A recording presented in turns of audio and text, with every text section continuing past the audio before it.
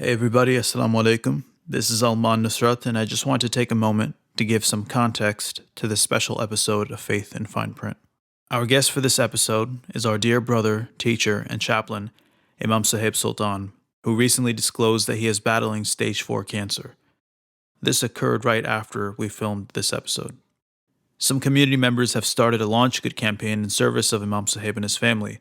Hence, we decided to release this episode earlier than we had originally planned, so that the world can get to know the beautiful soul that Imam Sohaib Sultan is.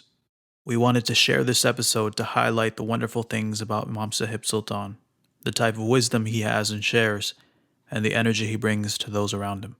If you can, please help support Imam Sohaib and his family by donating to the LaunchGood campaign featured in this episode's description. We pray that Imam Sohaib is cured and continues to serve the community.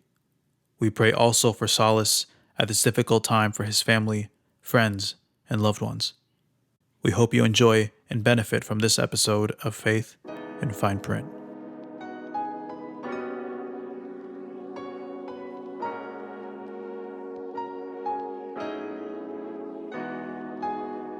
Assalamu alaikum. This is Alman Nusrat and Assalamu alaikum everyone. This is Nihal Khan. How y'all doing? And you are listening to Faith in Fine Print. This is I don't know what episode this is, but it doesn't matter because our guest is really cool today.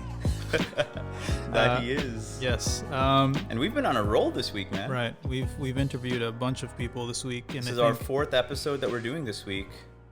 Yeah. And are you feeling drained? Are you feeling inspired? How are you feeling? Man, I feel really good actually. Alhamdulillah. I've been, one thing that we've been talking about is trying to produce good material, find good guests, and I think with the podcast, like I was saying, the easiest part is getting the guest. The hardest part is having the editing and the technical difficulties, and in between is the interview. So yeah, I feel good. How about you? I feel good, and we're both. This is like as an artist, this is like a new adventure for me. Yeah. And I feel like you've been in academia and you've done all of that, but I feel like this is something new for you as well. Being in front of the camera. Yeah. For you is new. I feel like. Yeah, I hate being in front of a camera. Yeah, so that's why Nihal never makes eye contact with the camera. And no, just kidding. Neither of us do. But yeah, it's actually something that I'm awkward with as well. But being behind the scenes and doing this production kind of stuff is a lot of fun. It's been it's a new adventure, and it allows me to kind of learn a lot more about the production side of things. And and it really it drives me to want to do this whole creating content for our community. That's something that I really aspire to do. And that's one thing for our viewers and listeners that we want. We want to create content that people can engage with at an intellectual and emotional level. We're not into the TMZ thing. We're not into just talking about controversy. And I think a lot of times, like Muslim social media and all that, is specifically just talking about controversy. But we want to talk about actual ideas that people can resonate with. And I think we have a bunch of things that we're planning to do that I think are exciting with our guests. Certain kind of segments that we'll be putting out and questions that we'll be asking them. And if there are any questions that you guys have for us or for our guests, feel free to comment or send your messages in. Let us know your feedback, what you think about this show.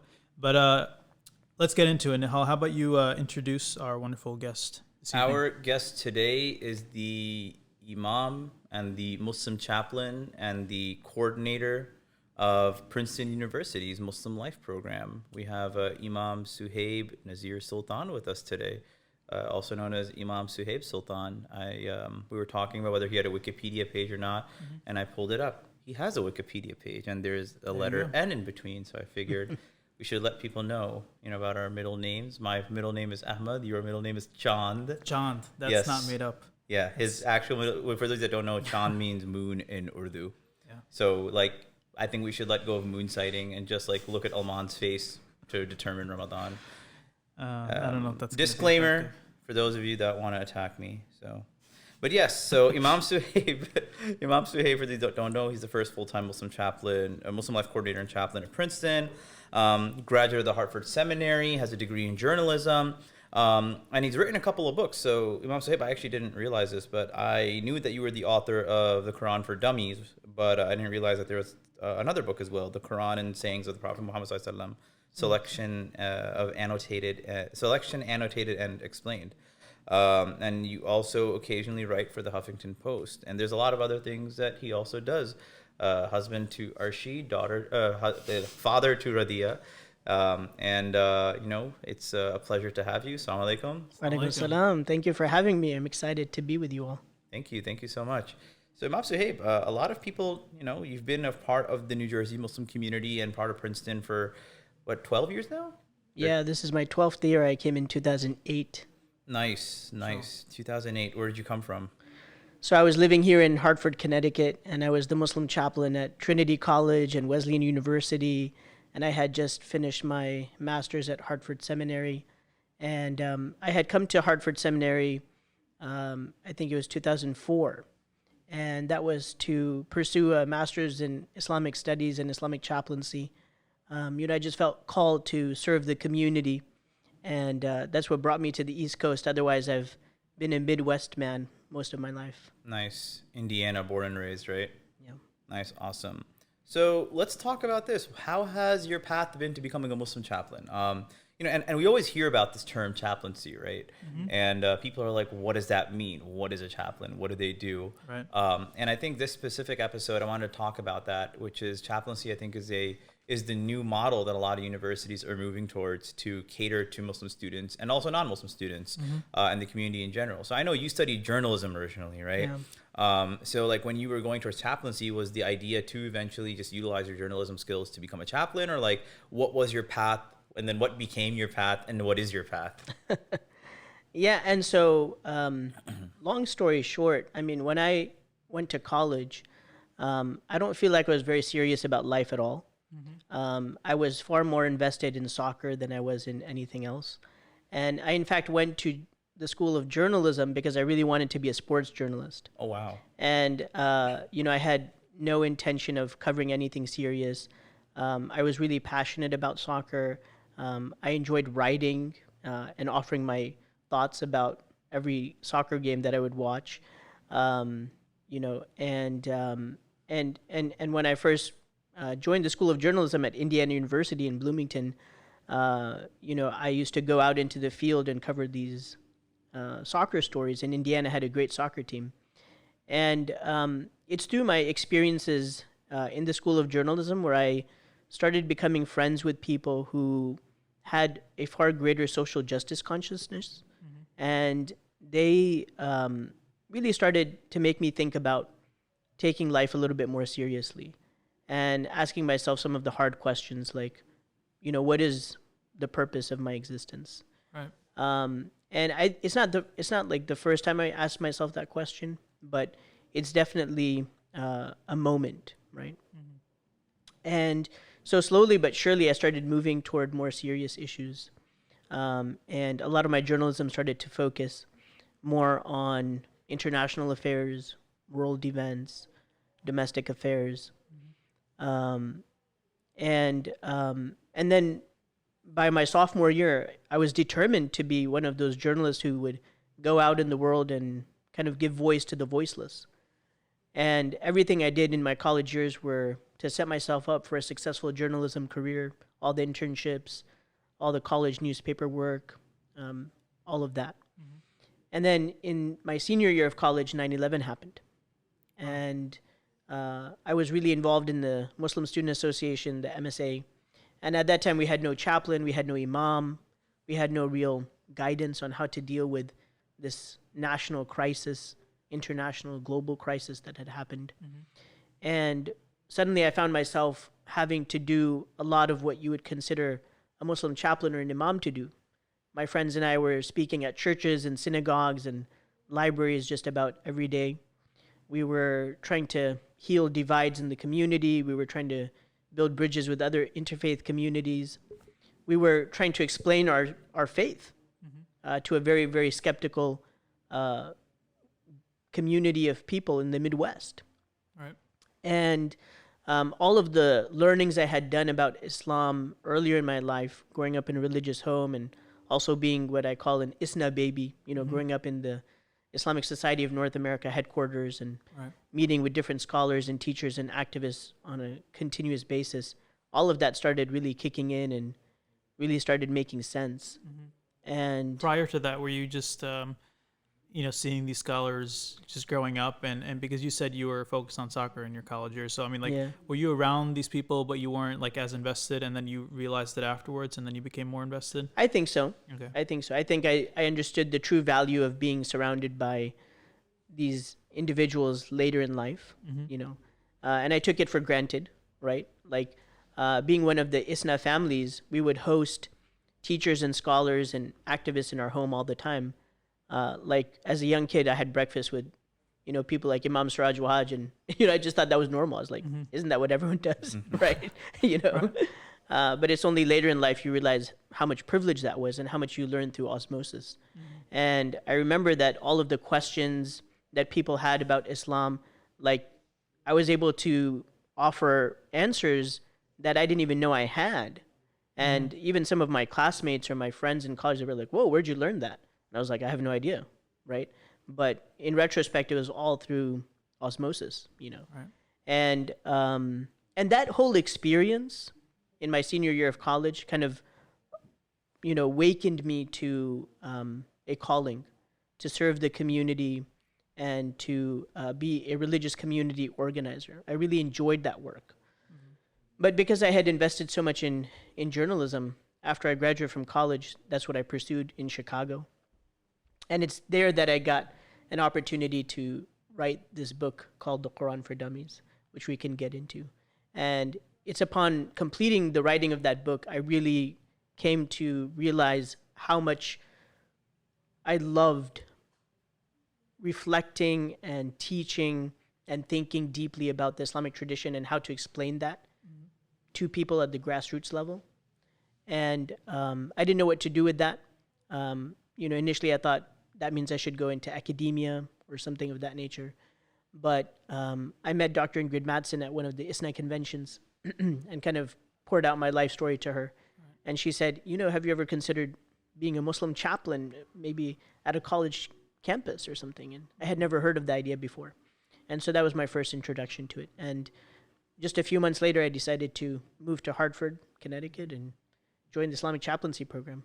And the rest is history. Did people, I don't know how things have changed, but explaining being a chaplain to immigrant communities, how does that work? How do you communicate what that position actually entails?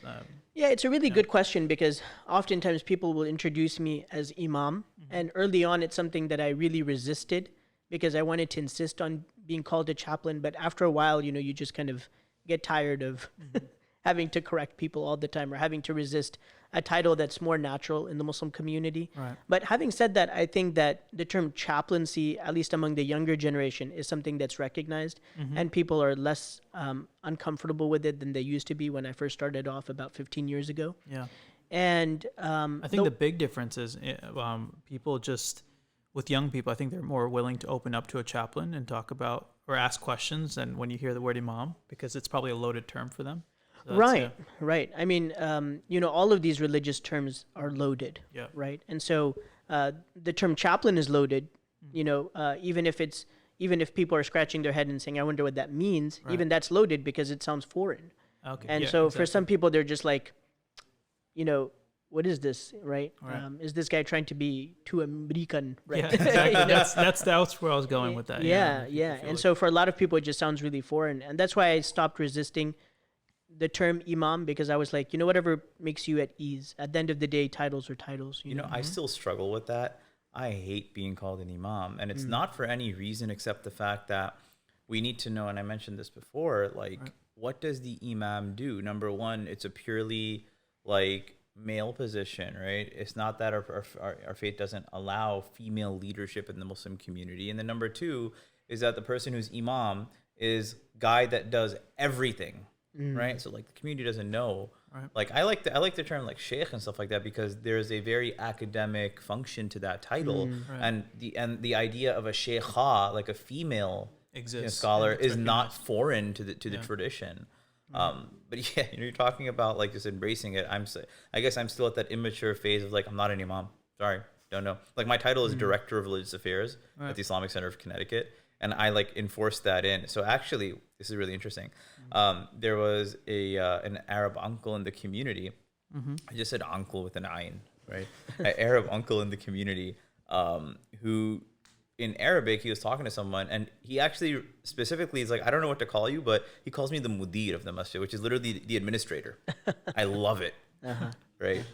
But yeah, coming back to what you were mentioning, like, embracing titles and it's all very complicated because, for example, when I first came to Princeton, my official title, because of certain, it's a political thing when you hire a Muslim chaplain, but you don't hire chaplains of other faiths. So you kind of have to, adjust the title and the politics of it all, right? And so the title they had given me was coordinator.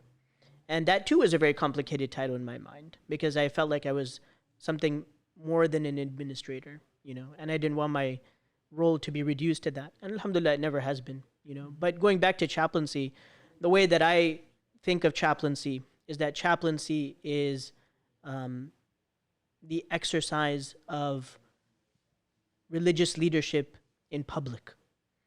And it is rooted in the ethos of compassion and caregiving. That's what is at the heart of chaplaincy. And the forms that it might take will differ from one chaplain to another. Some chaplains might lead prayers, some chaplains might give the khutbah, some chaplains might, do other religious ceremonial functions. Other chaplains might do more teaching, but all chaplains have to do one thing which is in common, which is what's known as pastoral caregiving, right? Like we have to be there present in our communities and be available to talk to people about the joys and the sorrows of their life. And we have to sit with them during their times of happiness and during their times of sadness. And that is what chaplaincy is really about. And it happens in public. It doesn't happen, when I say public, I mean it happens outside of the official religious institutions, right? And so it might happen on a college campus, it might happen in a hospital, it might happen in a prison, it might happen out in the community, but it's outside of the religious institutions. But increasingly, I think the more that I assess where the American Muslim community is right now, the more I think that chaplains actually need to work alongside imams in masajids. Because you see, like in the masajid, like the people who are members of the masjid, people who go to the masjid, whether frequently or infrequently, when they're sick, right, and they're in the hospital or a loved one is in the hospital, right, where they've gone through a loss, they're going through a time of mourning, or some good thing has happened, like a baby has been born in the family, right? You need the person who is rooted in the ethos of compassion and caregiving to be out there, going from the masjid to the homes of people, right? And if you look in the Muslim world traditionally, the people who were most respected were the people who were actually in people's homes, doing religious caregiving in people's homes, not like out of some masjid, or out of some institution. They were actually present in people's homes. They were present in the marketplace. They were present where people were present. And would you say that those personal relationships matter with members of the community? Because I can imagine in your capacity, you build relationships with the students. Like, there's a level of trust. There's a level of I actually care about the direction you're taking in life. And it's different from an imam, I guess, because with an imam, they're primarily there leading prayers, and there's so many people, and we're not really used to that connection that we have to those leaders. And going back to while you're talking about the role of the chaplain, there's also that role of helping Muslims find their place in society. Because I can imagine for yourself and for people like Imam Khalid Latif at NYU, which is such a diverse community, and we're talking about, like, we were just there the other day, and there's like the Muslims on the the ICNYU floor, and then there's the LGBTQ floor above, and and then it's an arts building. Right. So you see all these different kinds of people and positions, people in the positions like the one you're in.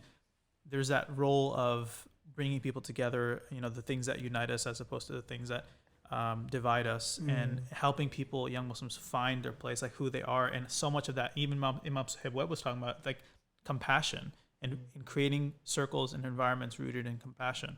And we actually forget, right? It's like that's a prophetic thing. It's not like some random, aspect of of the Christian caregiving that's been like Muslimized. It's a very much underpinning aspect of the Prophet ﷺ's like seerah and of his dawah. He didn't just expect people to come to him. Yes, they did, but more often than not, he was going out to people, right? He was going out to them. He was meeting them where they were at. And yes, in dire cases, people will show up, right? Like, and I think, Sohaib, you can kind of elaborate on this more, right? Where the people that you go out to, you're able to normalize the faith tradition with them.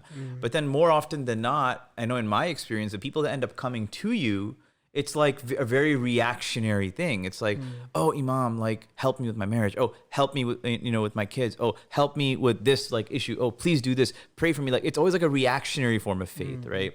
And I think that's not the faith that any tradition necessarily wants to embody. You want a sense of faith and caregiving that is rooted in everyday growth and in everyday experience. And I think people forget that aspect. Yeah, and so just to build off of what you all are saying, yeah, it really is all about relationships, and it's about really caring for people.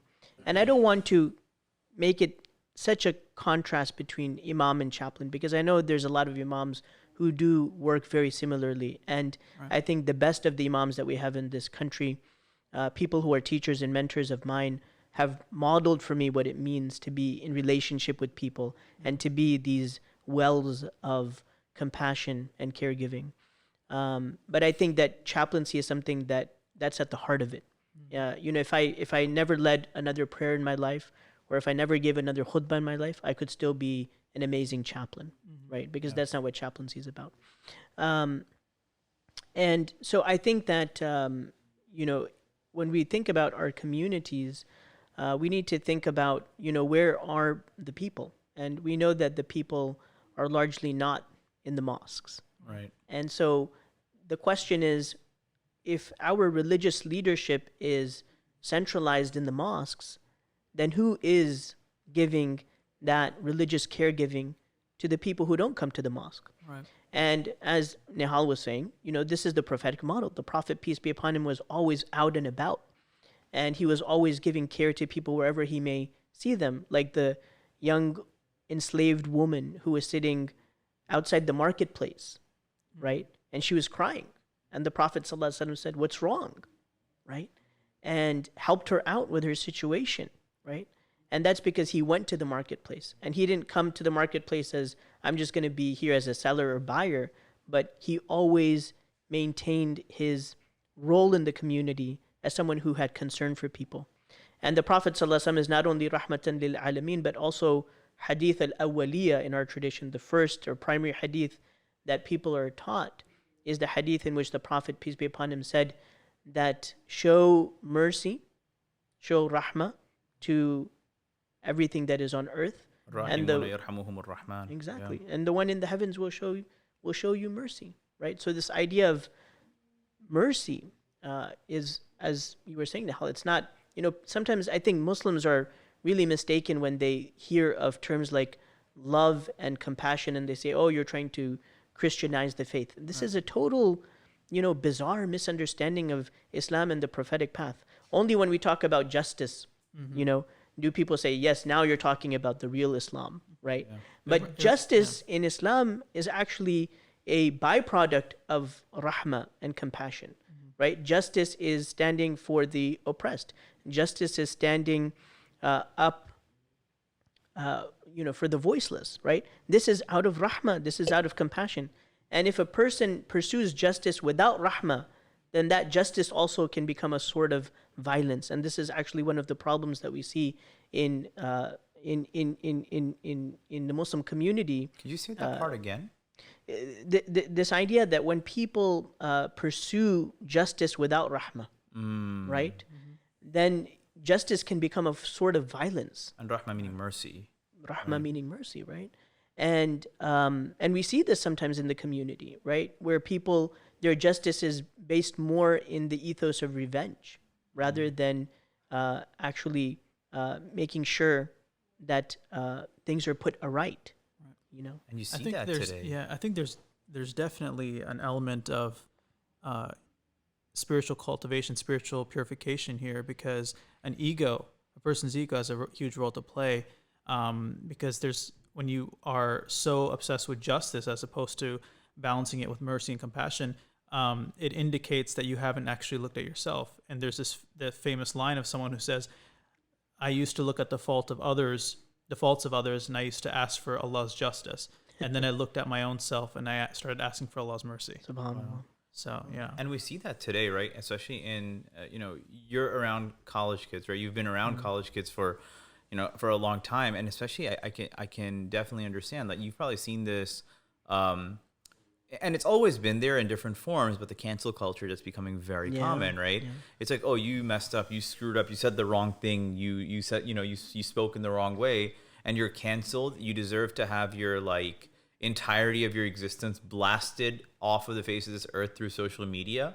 And there's something that on the other end, we also have a lot of talk around vulnerability and being open. And I had said this recently. I was like, you cannot have a vulnerability culture side by side with a cancel culture. Right. It's not possible, right? And when young people are going away from the faith, I'm like, what do you expect, right? This is what we've done from the masjid to the MSA, and I think we need to be real about this, right? People at one point will be like, oh, the masjid uncles are so backwards, this and that. Why did we end up saying at a certain time in our lives that they were backwards? Because they were pushing people away, right? That was the main reason. But now as young people who are now involved in the community, through this cancel culture, we're doing the same exact thing. We're literally pushing people away, and we're becoming the thing which we swore never to become. And it's kind of sad. Which, and Imam, so you can kind of comment on this, and then we can get into the next point. But post-MSA spirituality, what does that look like? Because I think a lot of people struggle, right?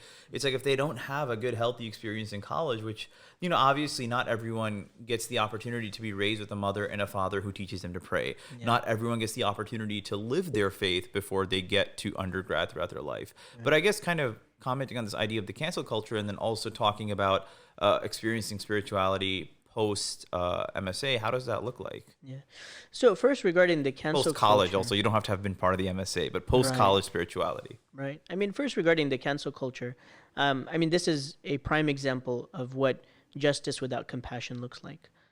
Because compassion is the way of giving people second chances. It's the way of forgiveness. It's the way of giving people the benefit of the doubt, right? And it's the way of saying, if we need to correct someone, right? We don't cancel them. We actually are trying to elevate them. We have concern for them. We have care for them, right? And so our goal should never be to abandon people, but rather to give people hope. And I think what's really interesting is that I would say another ethos of chaplaincy is conversation. Right. And I think that's in contradistinction to this cancel culture. And I think that as a community, we need to learn how to have better conversations. Right. And, ever since I joined Princeton University, I would always be inviting artists and activists and academics, and through this series that we have called Islam in Conversation series. And a few years ago, I promised that I would never ask someone to come and give a lecture. Right? I made a commitment that every time I would bring someone, it would be in the format of a conversation. Right? And to model to the community, what does healthy, what does beneficial conversation look like? What does it look like to listen compassionately? And what does it mean to ask the right questions? And what does it mean to have a back and forth? And what does it mean for not people to be put up on a pedestal and be said, this is the source of all knowledge and wisdom, and the rest of you should just receive it, right? And we see the problem with that and today. we see the problem with that today. But rather, what does it look like for knowledge and wisdom to be going back and forth, through this conversational model? And so I think these are some healthier paradigms that we need to shift to. And regarding post-college spirituality, I'm actually very, very concerned about that. I'm very concerned about it because I think that the most neglected age group out there is the let's say 22, like assuming most people graduate around the age of 22, to about 35, and 35 is usually when, after people have gotten married, maybe they've had a kid or two, the kid now needs, religious tarbiyah, some religious education. So now people are like, okay, even if I have hesitations about the masjid, maybe I'll go back to the masjid, so on and so forth. But between those very critical years where people are young professionals, where they're trying to find their place in the world, where they're trying to develop relationships, whether it's professional relationships or romantic relationships, and where they're dealing with a lot of vulnerabilities to their faith and to their psychology, it's a very neglected group. And I see this with a lot of the alumni. I always hear from alumni, man, I miss my MSA years. I miss my college years. I miss, having you around. I miss, and to me, that makes me very sad, because why is it that they should have experienced some wonderful Muslim life, or have experienced spirituality? There's nothing that should be, there's nothing that should be so unique that you can't replicate it out in the real world beyond the college borders. And this is why you see so many young people trying to go to things like Princeton Muslim Life Program, or NYU, Islamic Center, or, these kind of spaces that are a symbiosis between campus life and community life, right? But there's no reason why these kind of open spaces, non-judgmental spaces where care and compassion are the primary objective, cannot be cultivated everywhere, including at least in some of our masajids, and so we need to be thinking about alternative forms of community building. Yeah. I think on that note, we're going to take a quick break. We have a message from our sponsor, The Mantle, and we will be back with Imam Sohaib Sultan right after this. So stay tuned.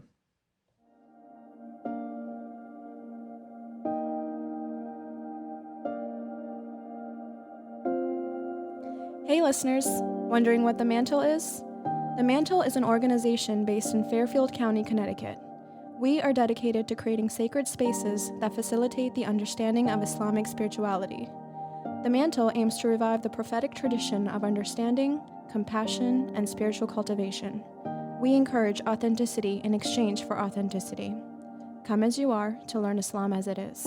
Find out more about The Mantle by following us online on Facebook, Instagram, and YouTube at Mantle of Love. We hope you enjoy the rest of this episode of Faith in Fine Print.